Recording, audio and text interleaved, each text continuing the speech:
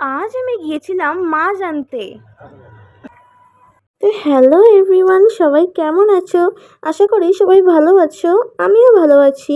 তো আজকে আমি সকাল সকাল রেডি হয়ে মাছ আনতে গিয়েছিলাম।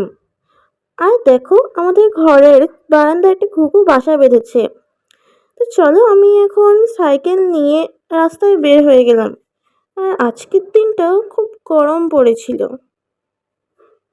মাছের দোকানটা বেশি দূরে না, আমাদের বাড়ির কাছে। আর দেখো, পাশের বাড়ির বিড়ালটা রাস্তায় ঘুরে বেড়াচ্ছে। মাছ প্রায় শেষ হয়ে গিয়েছিল, আর আমার আসতে একটু দেরি হয়ে গিয়েছিল। আর দেখো, কাকুটা কত সুন্দর করে আমাকে মাছ কেটে দিচ্ছে। আমি আগে কখনোই এরকম একা আসিনি, আজকেই প্রথম আসলাম মাছ নিতে। তো আমার মাছ নেওয়া হয়ে গেল, আমি এখন বাড়ি চলে আসলাম।